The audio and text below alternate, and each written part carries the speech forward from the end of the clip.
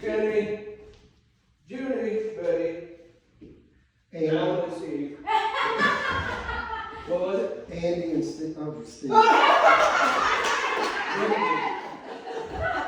And you were You what? met them at Brandon. Oh, yes. I'm farm. You were what? Farm. Fern. Okay, I thought I was hearing things. Okay. If y'all want, if you need a drink or something, I think drinks are $1. I don't know if they have any snacks. I think there's some snacks on top. So if you need something, go ahead and grab it. There's a donation booth out there. And those drinks you pay with the. Oh, okay. There you go. This is for the fire and all of it. Yeah. And the donations go to the money goes to it. And Um, it's just for use of it, and if nothing even, they're not asking for anything.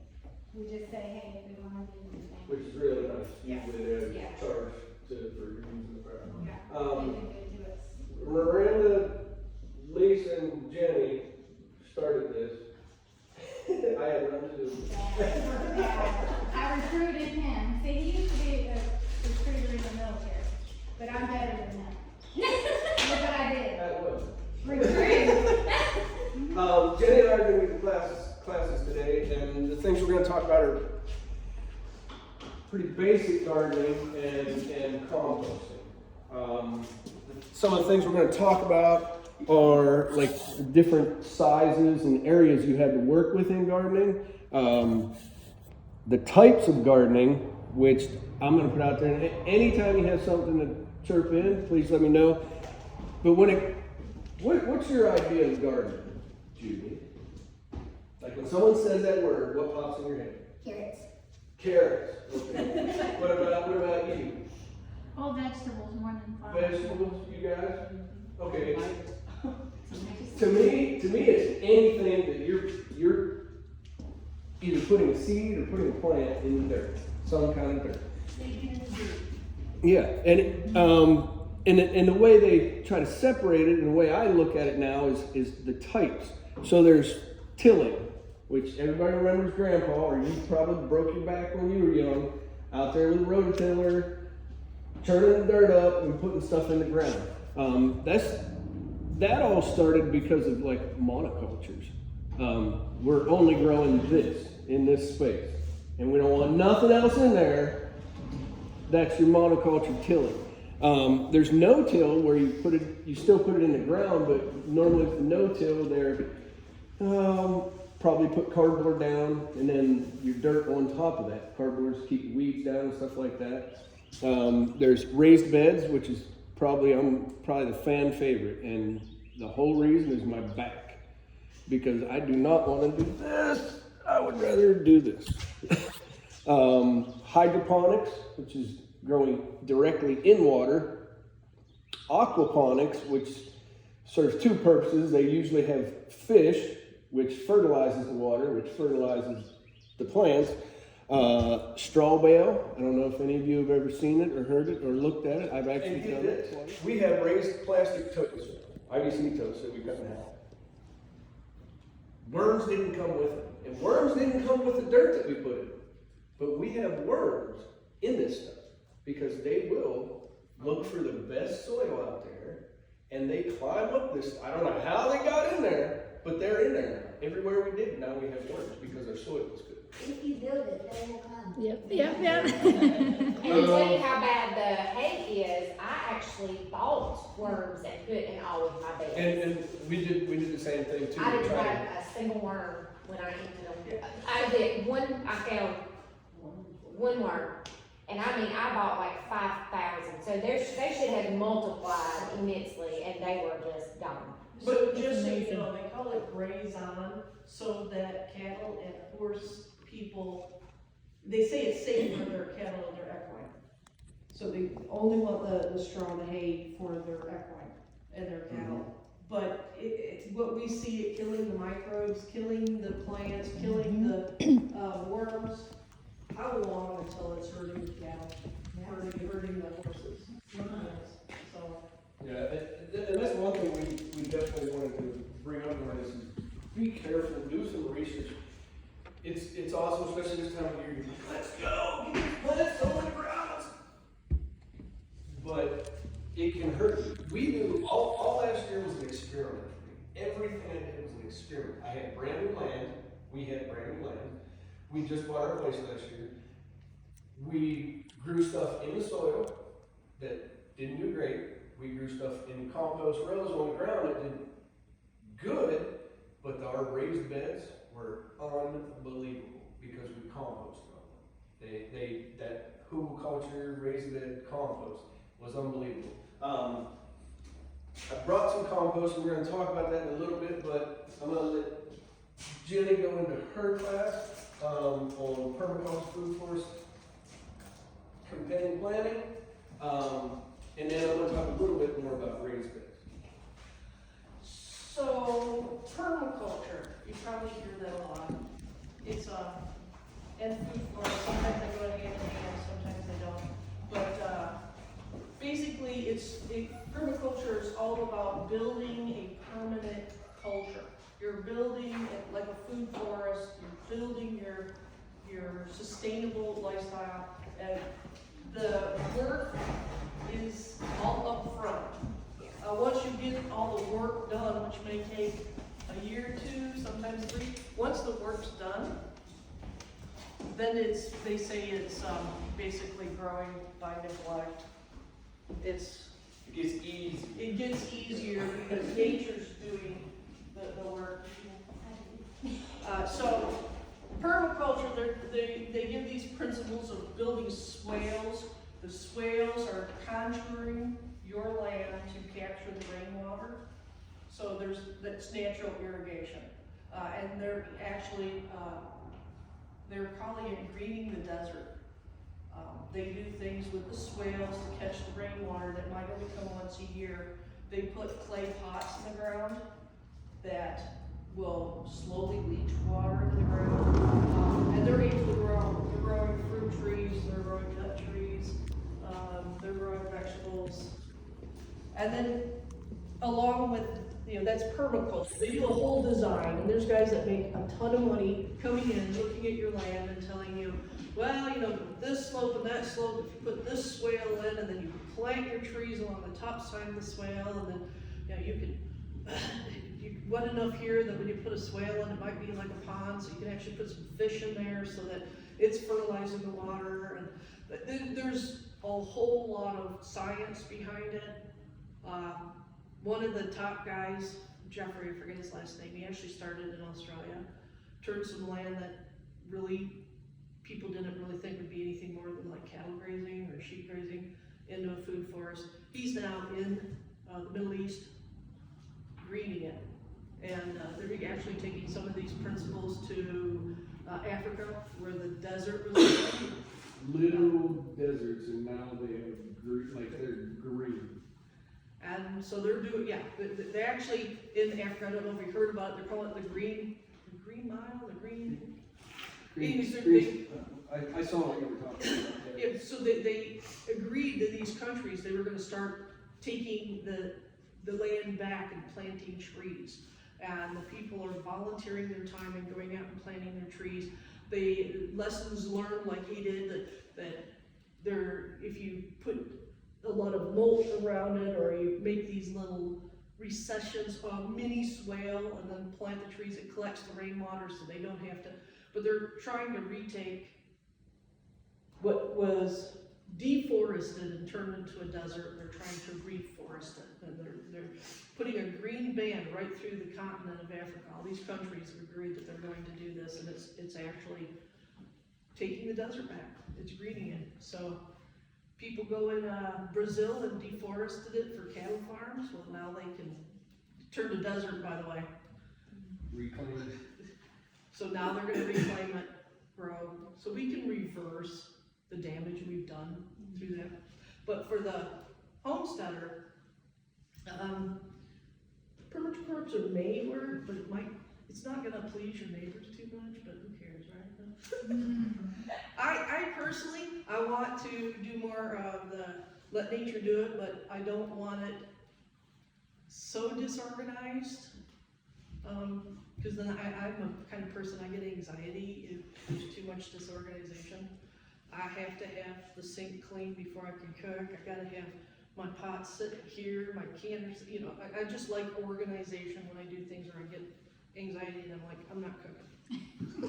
And one thing I've really been noticing about permaculture, food forest, that type of thing is, once it's grown, it may look unorganized, but you set the pace of where everything is. Yes. And you have your tree growing, it's gonna take 20 years to be a viable tree out there, and then it starts taking care, because you got a shaded area. But then you have, I don't know, what did you say, you did a bunch of you may have boracics around the tree. Yeah.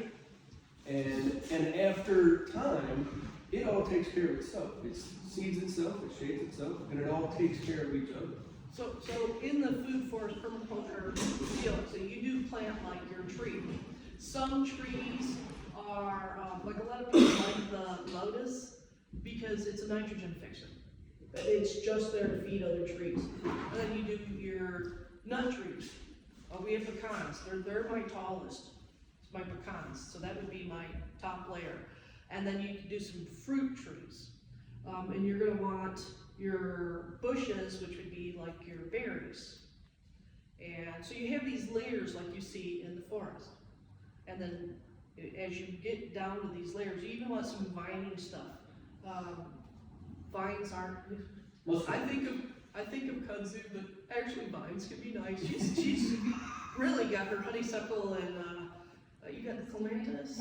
Wisteria, Wisteria. yellow jasmine, and then the honeysuckle. And yeah, she's, by the way, fences are trellises, period. Yes. Fences are trellises. They may have another purpose to keep like goats out of things, but. Mine are all on my chicken coop, so it not only provides shade, but it's pretty. Yeah, so you think about that, you want to work with your plants so that they're multi-purpose. So, like fruit trees, we're gonna get into the companion planting. My favorite is flowers in the garden. Everyone talks about companion planting. If you put the garlic with the fruit tree, it's gonna kill off some of those little nasty things that come after the fruit tree. If you plant your tomatoes next to your basil, they might not work out too well because they're not real, they're too much alike, kind of thing. But like he said with tilling, that's a modern concept. Well, historically, flowers in the garden, well, I should say flowers in the vegetable garden, was the norm. You'd have, they'd go out in the Victorian herb garden or the kitchen garden as they call it, they'd have their flowers, whether they were cut flowers or edible flowers or a companion flower. They had their flowers with their herbs and their veggies. It was all one plot. And they would have their designs and their organization, but Besides looking pretty, what do the flowers do? What help do they bring? flowers have multiple, first page, by the way, inside. They have multiple purposes. One, they're pretty. Two, they attract pollinators. They also attract insects that like to eat those insects you don't like. And then some are, they call them sacrificial. So like planting a bright yellow flower near your squash, it's sacrificial. That this squash, boring, ugly, nasty thing that kills my yellow squash before it has a chance to. It'll go to the flower and destroy it, so it's kind of a sacrificial plant so that you get your harvest. There's some that are nitrogen fixers, and there's some that not just look pretty and attract the right flowers, but they act as a living mulch. Comfrey is a favorite with a lot of permaculturists. Comfrey has a lot of medicinal things, but comfrey has a taproot that goes down, and it'll pull the minerals up from deep in the soil up to the plants it's growing there. But permaculturists, once or twice a year, will go into the shears and cut the comfrey and just put it down as a mulch. Then putting more nitrogen back into the soil to feed plants. So, you know, you think of, oh, I like comfrey because it does this medicinally. Put it in your garden. Everyone says put miracles in your garden, everyone's used to that one. There's two different varieties. There's, our old fashioned marigold, which is really great. It's got an aroma that insects don't like, as some humans don't like it either. It's got a unique aroma, but there's the French marigold that has actually been found to fight against the nematoids in the soil that generally will attack your tomatoes. So if you get the French marigold and you plant it right around your tomato plants, it's going to help the root system. But you got to leave the roots in the fall. So a lot of people will pull up all their fall stuff. It's best if you get a sickle and you just cut everything, because then the soil needs something in it. It'll get compacted over the winter. So leave your soil, your roots in there to break down. There's nothing wrong with taking a sickle and treating it like a hayfield. Just cut everything down and leave it lay, unless you're going to do a winter crop. Like I tend to go back in.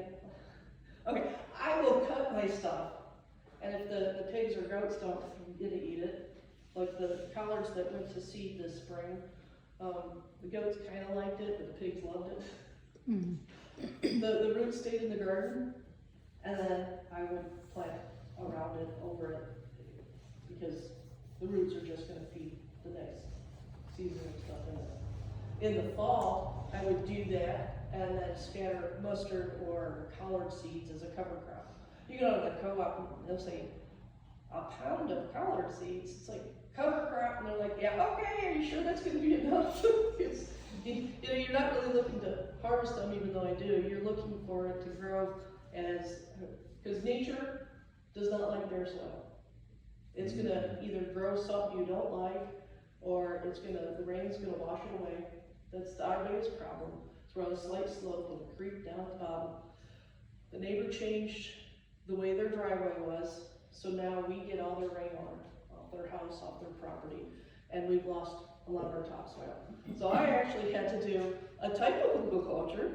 So I had to dig a trench right on the other side of my ditch at the top of my garden, dug a ditch, putting the soil on, so I had a little bit of berm, and then all the twigs and branches I was collecting in my yard just went in there, and then I covered it with the leaves, and then I put some cardboard over it, some mulch.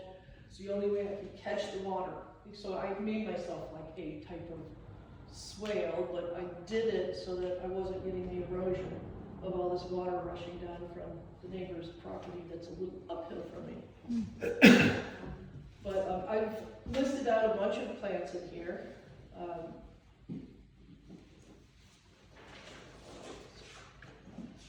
So inviting, beneficial, repelling and trapping pests, attracting pollinators, improving the soil.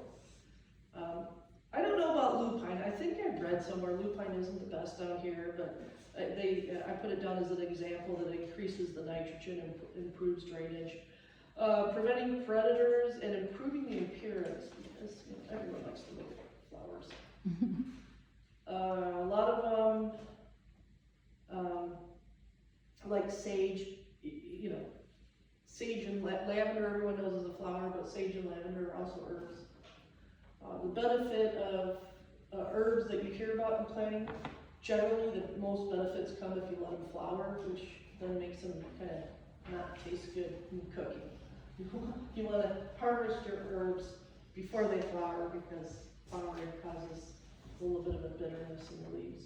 I was gonna say, how about questions? Is anybody Yeah, you got stuck? any questions or? Because everybody's got your own personal garden and what you're planning to do or what you're wanting to do.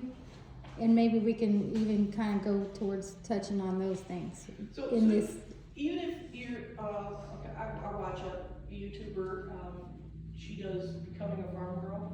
Her dream is one day her and her husband, who's in the Navy. Becoming a Farm Girl, I think it's the first name of the channel, but her YouTube channel is Becoming a Farm Girl. And she lives in a condo, and all she has is a patio. Yeah. Oh, bless her heart. And, but she cans, and when she does it, she shops the sales, and she even goes through seasonally what's on sale and where she goes to get it. But she wanted to grow, she desperately wanted to grow, and she has found these vertical growers. And she goes through the story of how she had 5-gallon buckets all over her patio. And then her husband explained, okay, this is great, honey, but you realize that anytime we have company over, there's nowhere on the patio to sit. And then we had to power wash the patio because, you know, the drainage holes are leaking and so she found these vertical planters, and, you know, some people use them just for flowers, and some use them, she intermixes them.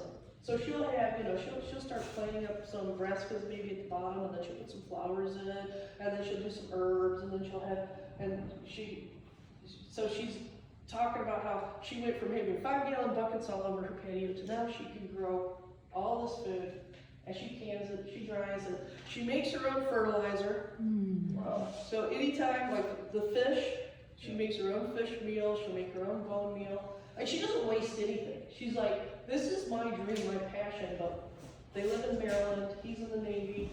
This is her lot in life, and she is being a homesteader in a condo in Maryland. So, you know, you can garden in this space, and it can be everything that you want to implement when you do buy land, and that's what she's teaching herself in this condo. How to companion plant, how to fertilize, how to make her own fertilizer. All of these skills in a condo while she's waiting until she can get it.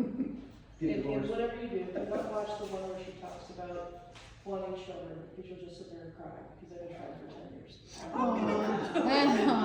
That's another dream she has that she hasn't been able to fulfill. But she also did quails. Somebody's got quails, right? You got the quail eggs? Oh no, that was a joke.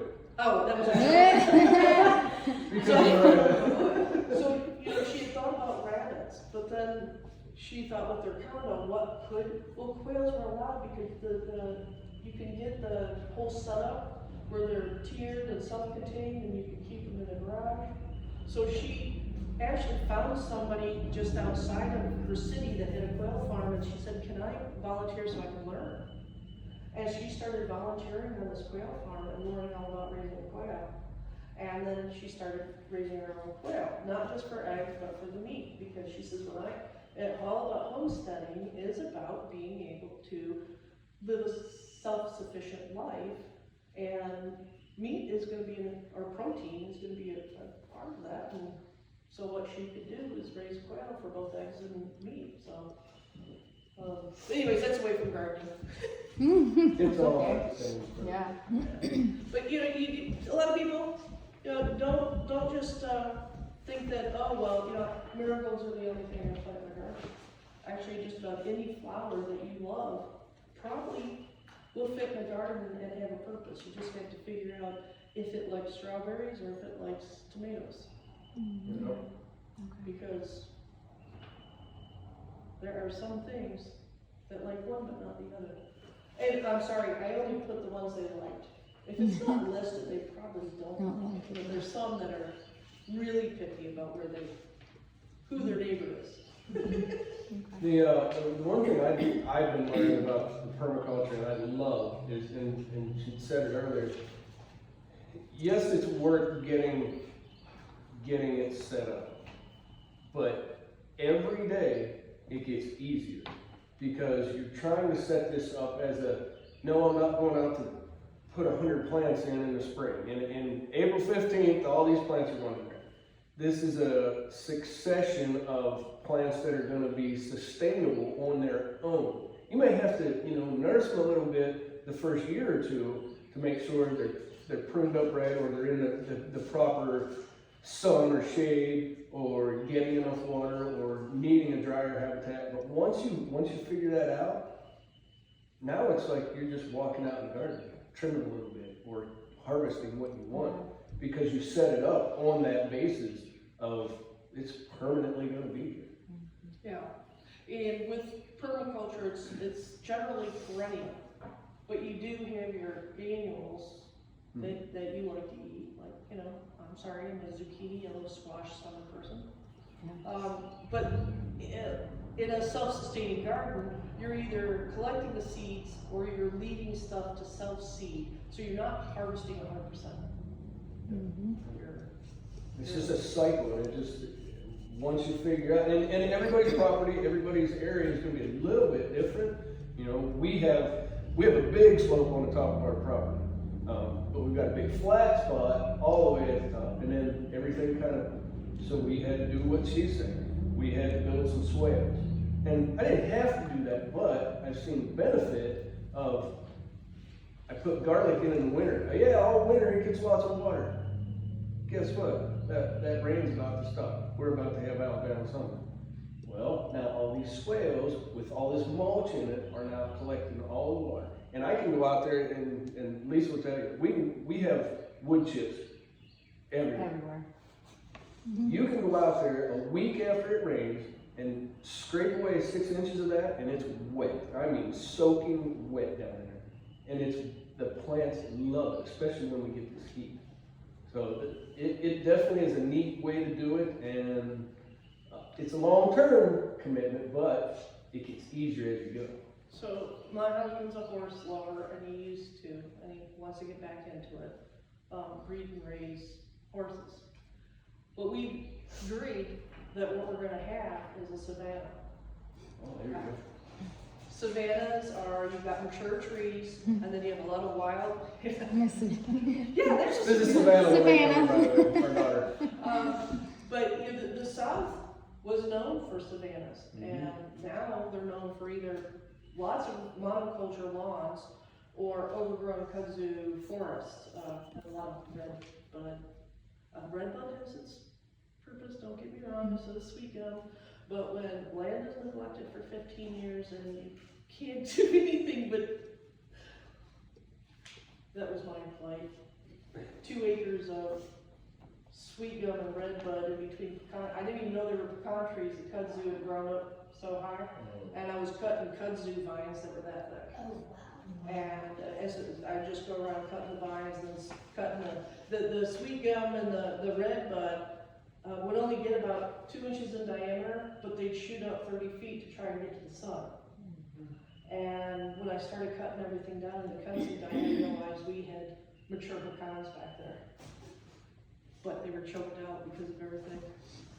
So now we're just going to do the wildflowers and grasses that are native to the area, and the mature trees, and then when we get the equine, we can go graze on it. Easy garden. Questions? Permaculture, food forest, companion planting? Composting, fertilizer. Is there anything you can plant, tomato plants that will help with the tomato ones? The marigolds. Marigolds help with that. Yeah. Cause I get tomato plants, tomato ones, And also, if you get a little black light flashlight, you can go out at night, and they stand out. They're like fluorescent. Yes, in the I dark. mean, you can have no trouble finding them, because I mean, I've had a couple last year, and you can't see them during the day. And I already can't see, and then I'm trying to. I really deal with the tomato. Yes, so I bought little black light flashlights, I got like a pack of sticks on Amazon for $10, and you just walk out there and they stick out like a sore thumb. There's a wasp that Yeah. they don't necessarily kill them right away, but they put their eggs in them and they feed off of them. I can't remember what it's called, but those wasps comes in because of the companion planting, like marigolds and other flowers that the wasp like, and they're gonna help pollinate, and then they'll infect those hornworms and help kill them off, and they'll definitely keep them from having babies. Well, if I can catch them and feed them, I'll feed them to the That's, chickens. yeah, and we feed them to our chickens. We try to Yeah. catch them and feed them to the chickens, because the chickens love them. Yeah. I don't like chickens in my garden because chickens can destroy a garden right quick. So I got Yeah. ducks, and it's hard for me to find a bug in my garden with my ducks in there. Now the guineas get in there because they see the ducks eating, and the turkeys went in there, but I'm afraid to let them do that. That's why I said I wanted ducks instead of Guineas chickens. now go to the fire Remember? department because they have more bugs than Ducks. In this other packet, there's a list of companion plants in the back, ones that grow well together, some that are beneficial, and some not to plant together. So, and then there's winter planting. I don't know if any of y'all have heard about planting by the moon phases. I'm kind of on the fence with that. I've got a friend who lives in the Appalachian Mountains, and she plants by the signs. signs? I told you, she'll tell you. Is there dollar signs? Yeah, and she's crazy smart. She's the Appalachian Homesteader on Instagram. That's where you're gonna find her. And Shannon is an amazing woman. She's crazy smart. She's a multi-generational farmer, gardener. She's just a jack of all trades, but you can check her out. So she does it by the signs. Another lady that I think is super cool, she plants by the moon phases. So you've got your lunar phases, waning and waxing. So I just put that information in there. There's a thing on the backside that's the moon calendar for the year, common days to harvest, and then there's a garden layout. So if you haven't already planted your garden, you can kind of pencil it out and kind of figure out which one to where. And you don't have to do straight rows. Yeah. Straight rows was developed for machinery In the military. and the military. What is it? Straight But row really, straight planting. rows, get the tiller in there, the hoe. Yeah. But traditionally, they work with the land. And by the way, the lunar planting is basically your own farmer's almanac. That's what I was gonna say. Yeah. It's It's your farmer's almanac right Mhm. there. It's also biblical. Sorry, you can. Yes. Yep. Yeah. Whole biblical calendar is really a lunar calendar, and they plant according to the lunar cycle. So. And it works. I mean, it makes a difference. There's a ton of research that's been done, and there's so much factual information out there. But that was really just a lot to try to cover today. So I wanted to include that there for. I appreciate it. Heck One other yes. thing that I really didn't prepare for, but to mention, is all those fungi fans. When you get enough wood chips like they do from a good source, you can actually inoculate your pathways and start growing your mushrooms, which then has a really great symbiotic relationship back with the soil and the plants. So, even bad stuff that gets in your soil, yes. maybe from runoff from your neighbor, Hmm. the mycelium will come in and literally eat that. Like let's say they changed oil in their driveway and it ran off and got in your yard. And you see it killing things off. If that mycelium gets in there, the fungus gets in there, it will literally eat all that and clean that soil, and you'll be able to grow there again. Miranda, you were talking about adding worms to your soil. Where did you get those worms? I buy from Uncle Jim's Worm Farm online, but there's a place right, Uncle Jim's Worm Farm. But there's a little fishing store right across the street, and they have worms, and all it is like night crawlers, red wigglers, that kind of thing. Any bait shop that you can get some Yeah. from. Yeah, too. and it But may be cheaper to it's- buy Yeah, from it's them. just like a big shop. And he's closed today. He has some weird. Go figure. He's got some weird hours. Well, he actually did post that they would be closed this Saturday, so if you needed the fishing stuff He to went to shop the auction, yesterday. huh? Yeah, he went to the auction. But you know, when you run in the store alone, Yeah. and you're, Yeah. sometimes he has family things, and, cause I get that. It's a life, yeah. He has a life. What do y'all use for fertilizer? I'm gonna get into that. I'm gonna get into that in a minute. But you can say what you use for fertilizer.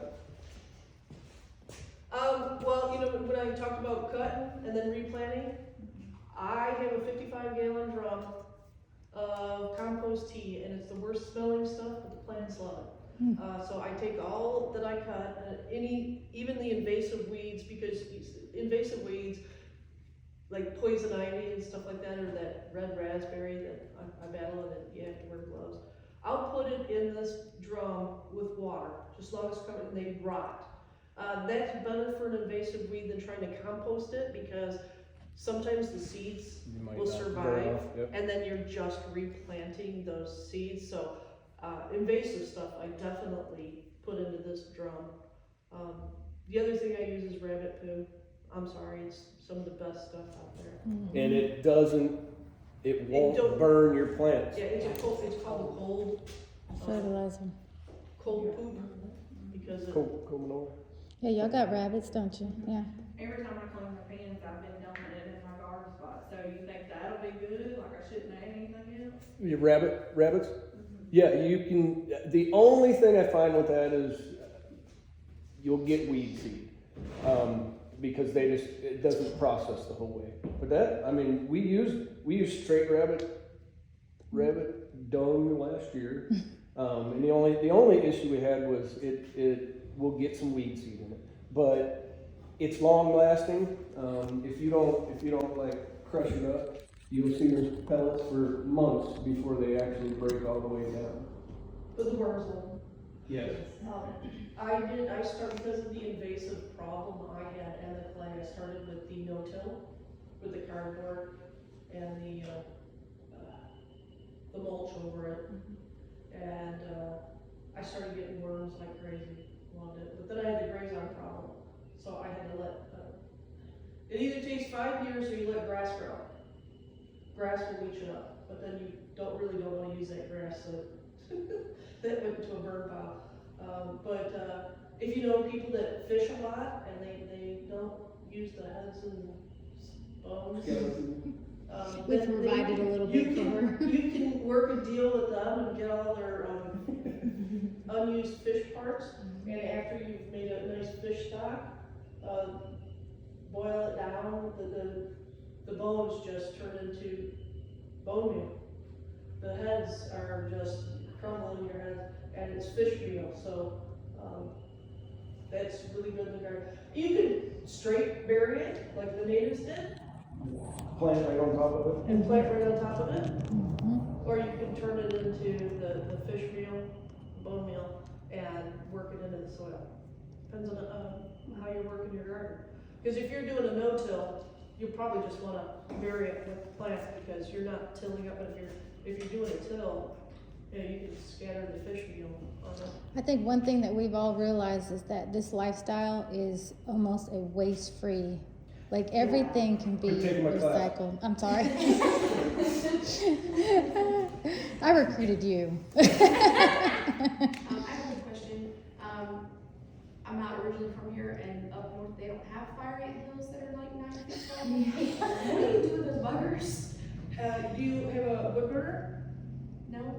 Because wood ash is heavy and they'll move. There's borax, borca.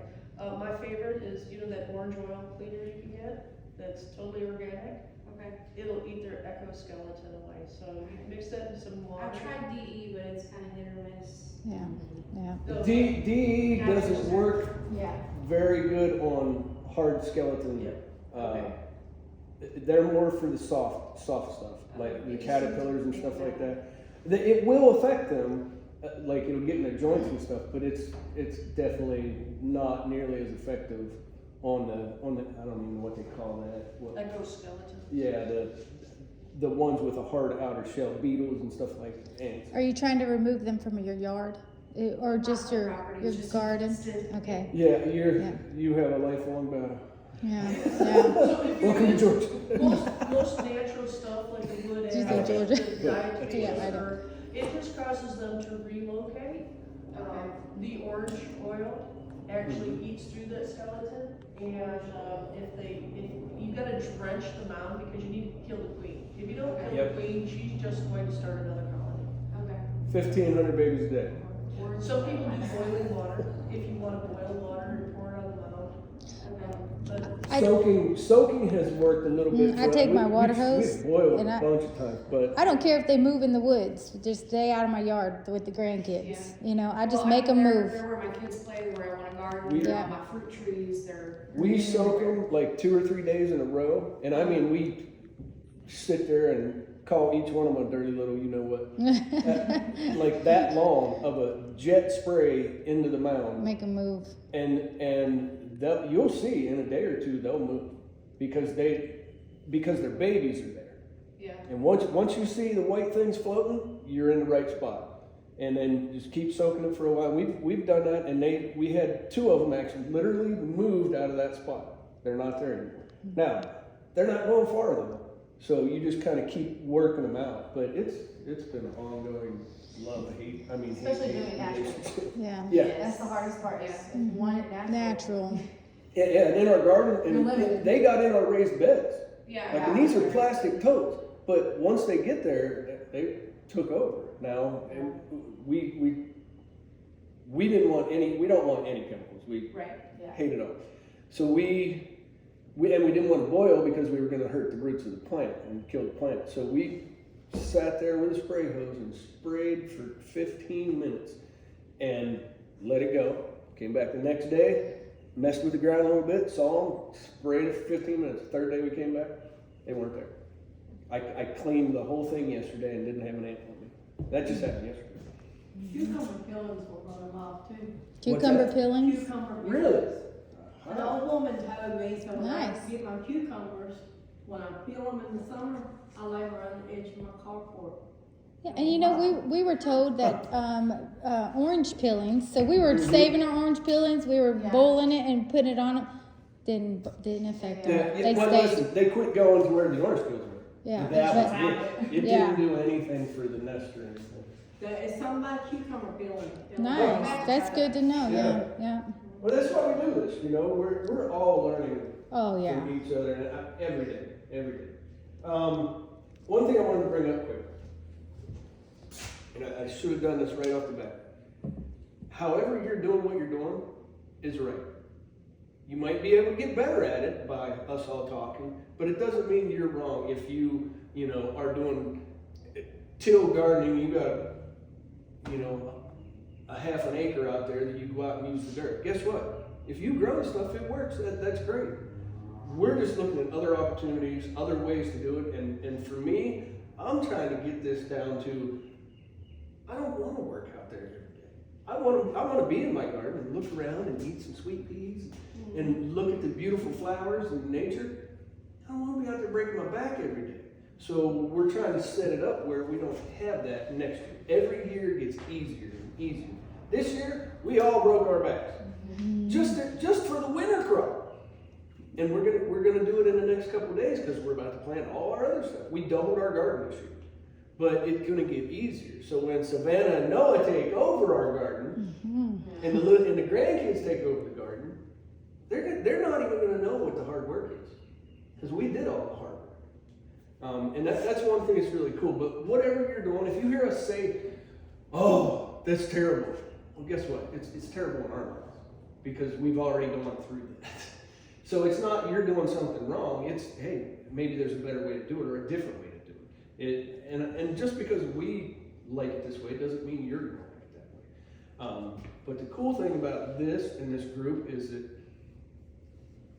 I just learned about cucumbers for ants. Yeah. Yeah, right? I'm going to go home and I'm going to be like, grow cucumber, I need to get rid of these. Yep. So he loves his raised beds. Mm-hmm. Yeah. Raised Sorry, after the no-till, I do till. So- I do till. I tilled under so much and I let it sit. I tilled under 2 or 3 weeks ago and it just, I didn't even cut this time. I just tilled everything under. And I plan on putting in some plants and a whole bunch of flowers and because the no-till wasn't helping with the invasive plants. Mm-hmm. Yeah, you always are having something different Yeah. than what I might have or she might have. And I did an asparagus patch, and I'm learning about asparagus, by the way. Yeah, just FYI, it takes that mess 3 years before you can harvest it. Asparagus? Yes, Wow. From the start. Because yes. because you need to let the roots establish, Yeah. and the first year, the springs are gonna be like Yeah. thin, so you gotta I wait was until like, they're. what did I do Mm. wrong? Weird. Maybe I bought the wrong kind of asparagus. Now, and I'll tell you what, if you like asparagus from the store, when you grow your own, Oh. you're gonna be blown away because I never knew it tasted so sweet. Fresh picked, Mm. steamed. I actually don't steam it. I wrap it in bacon. Yeah. Makes everything. I can't get ours to grow bacon like that. I can't get ours to grow bacon. So yeah, he like, I know you do the raised I beds. love raised beds, buckets. I've got a ton of cow mineral buckets that I get from a friend, and they work great. I've actually got potatoes in those. Blueberries are planted. I planted a fig tree in one. I mean, it works, and I can move it around. So Yeah. That's a good segue for me to jump into the raised bed stuff. I know you were trying to get me there. But there's one other thing I wanted to bring up, and everybody kind of hit on it. We are working towards a zero waste lifestyle. And if you say that, like, there's almost no way for us to get there. Like, we have to go back to being caveman people. But we have learned that, especially as you're homesteading, everything has another purpose. You know, she grew her plants, and they were nitrogen fixers. That was their number one job. It wasn't, I'm going to harvest this. That was the number one job. But they grew nitrogen up to harvest something else, to help something else. And then she may harvest it. She may chop it down. You may feed it to your pigs. We might feed it to our chickens or our rabbits. There's always another purpose. We love to fish. We fish all the time. Jenny got mad at us because we caught fish and we threw the bones out the other day. She was like, what is wrong with you? And I'm not even thinking, wow. I remember my uncle when I was young, and he was a farmer. Not what we're farming. And when I was a kid, I would fish. He'd be like, give me all them suckers and them carp you catch. I'm like, we don't eat them. Took him in the garden, and he grew his pot plants on top of my fish. I didn't even know what was going on until I was older. And now I think about that, like, wow, if you grew pot like that, pot tomatoes are like pot. What the heck? So you can use just about everything. She's recycling mineral buckets. We're recycling IBC totes. I like them because they're big. I can put a whole group of, we brought green onions for some people today that we grew. And I grew them, we grow in the IBC totes, which we love. It's a cheap, easy way to set up, bam, I've got a 3x4 section that I can plant it. But we also have plants directly in the ground with compost and mulch around them. And we also have now, and this is what we're going to, permaculture, where we put down cardboard right on top of the grass or whatever. We probably weed eat it, keep it low. But we put the cardboard down, then we put wood chips on top of that, and where we want to plant, we pull it back, put the compost in there, it's in those buckets, put the plant in. We don't have to weed. As long as your mulch or whatever you're putting down is at least 4 inches thick. Remember this, 4 inches thick. All right? And go deeper than that, because I went probably 6 inches, and now it's at 4 inches because it will compact down a little bit. But we grow any way that we can grow. It doesn't matter to us. I mean, if I knew more about hydroponics and had a good system, I'd probably do that too. Aquaponics. But these raised bed growing, for me, there's a ton of advantage. Number one, my back. I don't want to bend over. I just have a bad back and I don't like it. It kills me.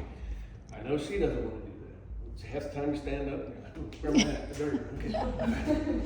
Okay. Busy. It controls a lot of weed because number one, it's up off the ground. The weed seed gets in the air, gets blown around, and you'll get some, but nothing compared to what growing like directly in the soil. Mulching your stuff. We try to mulch everything now, and it has several purposes. Number one, here in Alabama, our summers are stinking hot. And in the middle of the day, your plants don't like that. Even the ones that love the sun don't like it because they can get sunburned just like us. And it'll get sunburned down at the stalk, the bottom 5-6 inches. And if that happens, you'll see your plant start to pull away.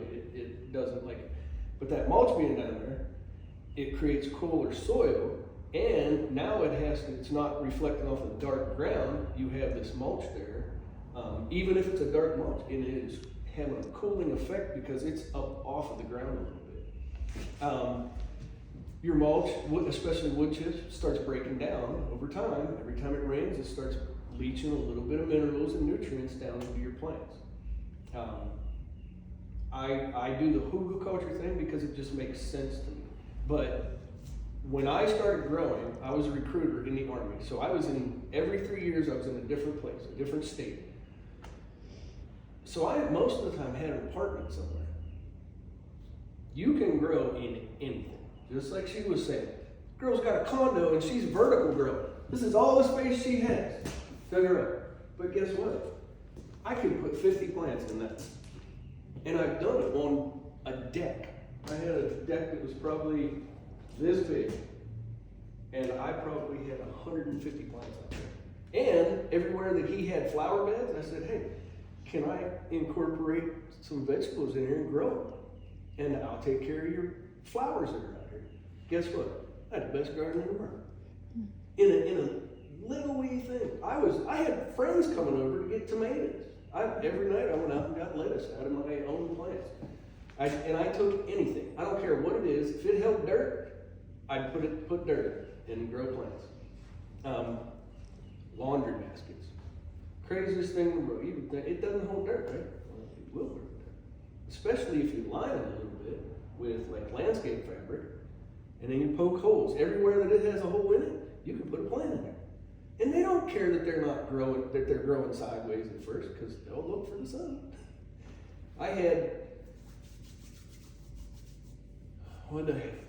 carrots, basil, thyme, oregano, onions, probably green onions,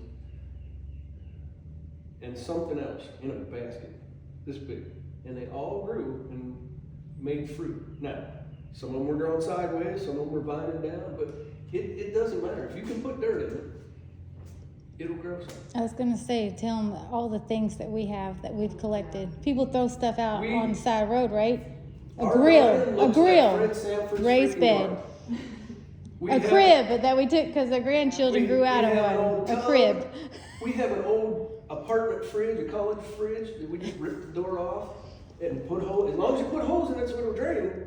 How many coolers do you see on the side of the road? Oh my goodness. There you go. Especially the ones with the wheels. Now you can move it around. Yep. There's so many ways. Throw compost in that thing, or some wood, and then compost, and then it grows. Mm-hmm. So the raised bed stuff is just however you want to do it. The tips, the things that we've already experienced are make sure it drains well. Make sure it can retain moisture. Make sure your soil will feed your plants, which is going to segue me into composting. But I'm going to say, hey, we didn't say it earlier. There's a restroom out in this next room. If you need to use the restroom, if you need to get a drink, take 5, relax for a minute, talk amongst yourself. Yeah, and we're going to do our drawing. And then, we'll do our drawing. I do want to say, hey, I appreciate that the fire hall is letting us do this without cost. Because when we started talking about it, they rate this out. And thanks to Jenny, multitudes of things. Number one, we have a deal worked out where we get to use the greenhouse that's there. She gets plants, and we all get to talk and see how we can do this. After we're done, we're gonna let you walk over to the greenhouse and let you see what we've been doing in the greenhouse. Okay, we're gonna have somebody pick a name because we have a little giveaway. Nope, Jay. Am I in it? Nope. Me, Jenny, and Brandon here. Get them all down. Sorry. Let's see.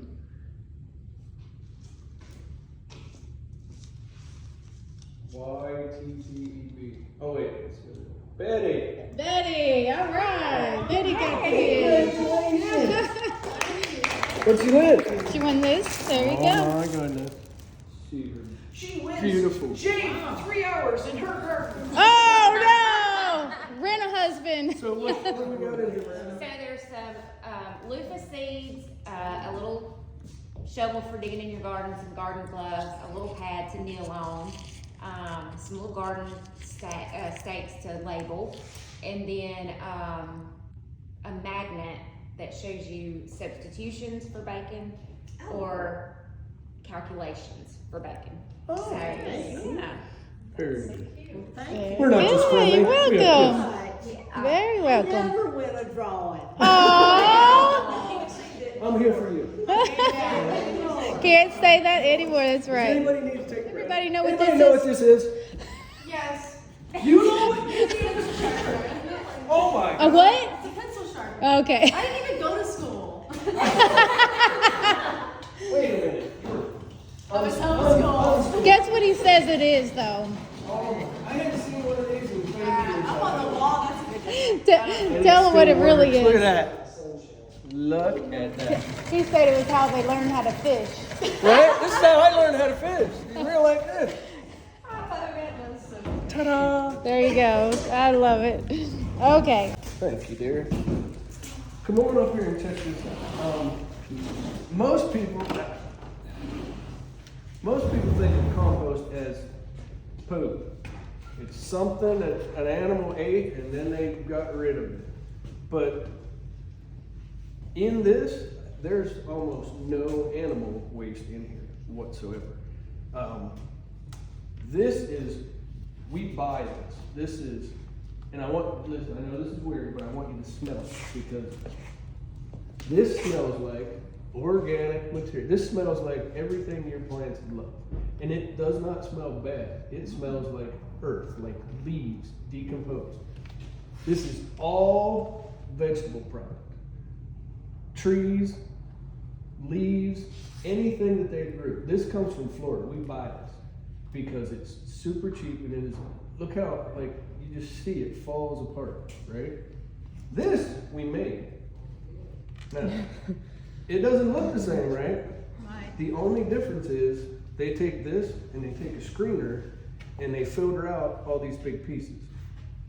This didn't cost me anything. I raked this and collected this out of our land. It took 3 months maybe, but all I did was turn it once a week maybe, and you can see the pine straw in there, right? And you can see it looks like dirt. The only difference in these two is I didn't screen this, and this has more clay in it. This has more sand because it comes from Florida. I put dirt in this every time I add new stuff to my thing. Does anybody here have compost?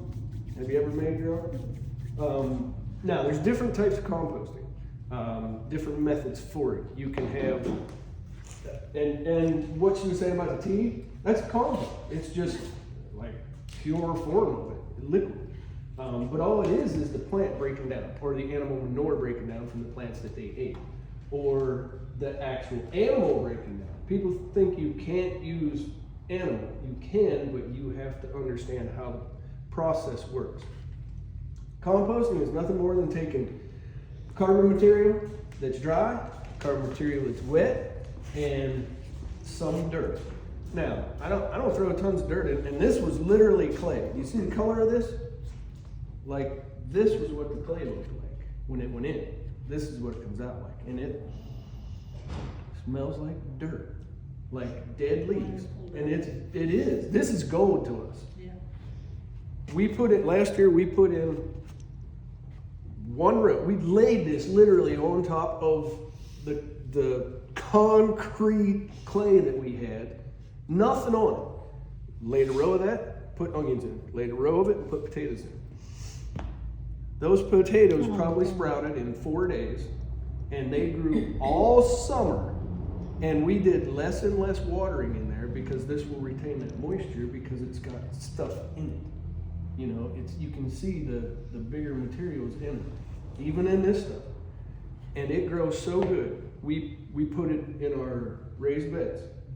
And then we put garlic in the fall. We dug a trench and we put a little bit of compost in it, and then we did our raised beds with complete compost. The garlic in the raised beds is this tall and that thick. This time of year, the stuff that's out in the yard is half of that. Half of that. This compost, them living in this compost will change everything about. And it doesn't matter, not just this compost, whatever you make. We pull pine straw and leaves and tree limbs, and we put it in a pile, and we wet it once a week, and we flip it once a week. And that's it. And you can do it with what's it called? Pitchfork. Just a rake and a pitchfork was all I had to use. Now I have a tractor, so I do big piles. But the thing about your composting is it has to, if it's not liquid form, like she was saying, it has to get hot to actually work, to actually break the stuff down, to bring in the microorganisms and to bring in the mycelium. When that happens, once you go flip your pile and you see steam, you know it's working. It needs to be 100 and 40 degrees, I believe, and it will kill off all the weed seeds. We don't get weeds out of this stuff. Like even this, like you would think, oh yeah, you're gonna grow all kinds of weeds, and that it got hot enough that it cooks all the material, and then as soon as that happens, the worms and the beneficial bugs start getting in. As soon as it breaks down, because now they're feeding off of this, but what they're leaving behind is even better because now it's been digested twice. A plant, an animal ate it, or it died and it started to break down, and now these microorganisms and the worms get in it and they break it down, and their poop is now our fertilizer. Are you covering your compost with like a tarp or? I have covered it before. This year, completely out in the open, in just a pile. But if you do that, your pile has to be big enough. It has to have enough volume that the stuff underneath is actually doing the composting. It's heating up enough that it kills off everything in there. And it's funny because you say, oh, we want to kill off everything that's in there. You want to kill off the weed seed and bad bugs, and they will die in that heat. But immediately, as soon as that happens, as soon as you start seeing heat, you'll start seeing worms. And it's crazy. And they'll start at the bottom of the pile where it's a little bit cooler. They won't get in the center because the center is where all the heat's going to be. And that's why you flip it and you try to take the outside of the pile and start a new pile, flip everything over top of it. Now that stuff that was heating up is now getting air. And all the aerated stuff down below is starting to compact and start to turn into compost. You have little worms going, eee. We were Big worried that we worms. didn't have enough worms to get, to put in our soil. When we did this compost, that was it. Our grandson was like, Thinks he calls it a snake. Yeah. Yeah, they're big. And that crazy Argentina wiggler worm y'all got here. We all got him out with them. I'd never seen them before. You try to touch them and they're like spastic. They go crazy. Yeah. Where do you get those? They just came. They just, Yeah. once we started doing this, Yeah. yeah. I mean, they're in you'll see them in the woods. You can go out and collect them. You rake back some leaves. You'll start finding some. I used to have all kind of worms on my property, and I swear this year they're gone. Mm. I can't find Any these. spraying, any chemicals? Well, but they scraped all the topsoil when Oh. they were doing store cleanup, and I Yeah. think that's That does a Yeah. lot. But you can, it doesn't take much to start. And like Miranda was saying, you buy one set, make yourself a farm. Don't just go out and throw them into the garden. Take half of them and put them in the garden. Take the other half and make a worm farm. Bin. Yeah. And all it takes, again, we recycle anything. We have an old, Styrofoam It's cooler. cooler. It's a cooler. yeah, but 2 buckets or something else to help them. You put the food on top. They live down in here most of the time. They'll come up and eat. So you have to have holes in, let's say we use this bucket. I'll have a couple holes in it and we'll put the food in this and set it right on top. Water it down a little bit. And when the worms are hungry, they sense it, they smell it or whatever, know where that food is at. They'll come up, eat the stuff, turn it into compost and go back down. All of this, we didn't learn any of this overnight. That's for sure. They love wet cardboard. Yep. That's- yeah. Wet cardboard. I just started putting cardboard down in one place in my garden because the ducks love worms and the worms love cardboard and the cardboard gets wet. Yep. And it just It's a cycle. Yeah, it was- But check this out. We are going to start. We got a big load of this compost when we went to Florida. We brought a whole trailer load home. We have probably 2 yards left of it that we are going to sell or barter for if people want them. It's $5 for a bucket. But we're going to give this to somebody today. Yeah. So you can go. Is Right, that's just usually one. catching your chickens. So And we do that too. your chickens are really great turners of your compost. They Yeah, throw I the was stuff thinking out about there, they that. start turning it, and yeah. So what she's saying, and zero waste lifestyle, we have an animal. Take a nap. It's basically an old chain link, temporary, like a construction where they put the legs in, they just stand on this fence at a construction site. Well, we got like 40 feet of it, and then just put a roof across the top of it. Our rabbits hang, they're in hanging cages, and they will pee. So their stuff has to be turned. We filled the whole bottom of that with probably a foot of wood chips, and we take all our scrap out there and feed the chickens, feed the rabbits, whatever it is. The rabbits will pee and poop, and it drops down. The chickens come in and turn it, and it turns compost. Now this is going to take a year to do, but at the end of this coming, like this next spring, we'll take all of that out of there, and it'll all be compost. And it is a foot of wood chips. Yeah. But there, we can already tell. We did it the other day. We scratched some back because we were starting to get a smell. If you get a smell and your animals are in there, it's not working. We had a lot of rain and we had new chickens in there, so there was an area that wasn't getting scratched up. So we pulled it out, got the chickens back there where they could get to it, and in 2 days, the smell's gone, and we pulled the stuff back and it's starting to look like it. All breaking down. Now it's really yellowy looking, it's pine chips, but it works. And it's just another method of, we work less because we don't got to clean out the pen. The rabbit or the chickens are turning the urea from the pee, and the poop from all of them just breaks down all the wood. It's neat. There's a permaculture farmer in North Carolina that designed his barn to do a rotation. So he does the pigs, because in the winter. Pigs and lettuce, yeah. So the pigs will be there, then he moves them over to another stall, and then chickens. And then he does pigs, chickens, Rabbit. Rabbits. Hanging rabbit. but yeah, and he rotates the pigs through because pigs really They'll deep root. they'll deep root, but you don't want to leave them in there. It's going to turn to a pit, a bush. Smelly. But then when you move them out, the chickens then come in and turn their feces and the hay and bedding and everything. And so there's this rotation of the animal until spring when the pigs can go back out into the pen. And the first stall has had this rotation that he just puts it in a wheelbarrow, takes it right to the garden because so he's making his cow. Yeah. He's got living. He calls it, was it compost on steroids or something? Yeah. Because he's letting the rotation process of the animals working in it over the winter. So come spring, he just cleans the barn and he's got compost for the garden. But like she was saying, we know that they're not putting chemicals in how they're doing it. We've read all their stuff. Because you can ask like a local horse farm for their horse manure, and you run into the same problem if you throw that in your compost pile.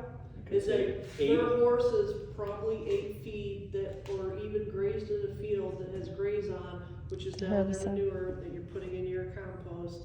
So So when you start, make sure you start with a trusted source, because after that, you're going to be making your own. But they went and found a trusted source, so they're starting with clean compost.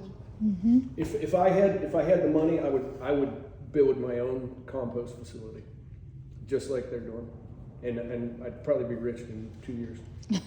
Yeah. Like literally, it's not around here. You can't find anyone that. Let me know. Keep your eyes open. If you find someone that has manure or compost that you know they're not putting anything in it, let me know. Yeah, because even finding hay. If you're on any homesteading Facebook pages, there's constantly people asking, where could I find hay that has not been Chemical sprayed? free. Yep. And It's hard. it's hard. It is really hard. When someone says, somebody has some down in Troy, it's like, 3 trucks and trailers show up and Yeah. Yeah, right. I get my hay from my horses from my brother-in-law, so I know there's nothing wrong with it. See, now that's the kind of stuff that's where you that might benefit all of us if we know. Hey, There's a resource. Yeah. Yeah. I also got Hey. pine straw that ain't never been sprayed on or nothing. Mm. and that's Good part to of know. I why. got plenty of trees that's down that has fell down this year, and we was gonna pile them up and burn them, so, Chip them. chip them. yeah. Rent a wood chipper for a day. I got plenty of them down. Mm. That's the same with us, and we're getting free wood chips. Every time I drove down 14 or 18, I'm like, man, I just need to go rent me a big chipper. Yeah. All the down trees from the tornado. What we've got is we've got an area that I it's never been messed with, and the trees have died and fell, and we hadn't done nothing to them, and they, bunch of them now laying down there that I need to get up. And I was thinking about getting them out and burning them. Yeah. Well, I mean, if you need to get rid of them, guess what? Even if you do that, now you can take all that ash or that charcoal, or if when it's burning, you spray it with water, now you have activated charcoal, and that helps almost as much as having good compost. I mean, I can get a wood chipper. We did it. We rented a wood. We have new property, so we had a bunch of trees that had to come down, and we piled them all up and rented a wood chipper for a day, and we took all those wood chips and they're part of our garden. And say, I got plenty of pine straw. I'm gonna give you the number. 75. All right, how many people are here? 1 through 12. How about 1 through 12? Sorry. All right, pick a number. Yep. No, we're not. Somebody's winning the compost. 1, 2, 3, 4, 5, 6, 8. All right, 1 through 8, go. Go ahead, Judy. 6, 5, 4. 3. 1. 2. I think it's the only one that they. Yeah. 3. 3. 3 was the number. So you get a bucket of compost. All right, we're gonna. Good deal. If no, give yourself a minute. Like if you do have a question, but we're gonna take a walk over, check out Jenny's store, because I don't know, you may not have been here. She's got a lot of stuff in there that you don't find in normal stores. Yeah. And then we can check out the greenhouse. You can check out the plants that she's got for sale, and then maybe some of the little fun things that we've been doing, experimenting with some plants. Oh, they do carry a Happy Frog. It's an organic fertilizer. Yes, Mm-hmm. and We have a lot of it it's right now. it's good. It really works. Yeah.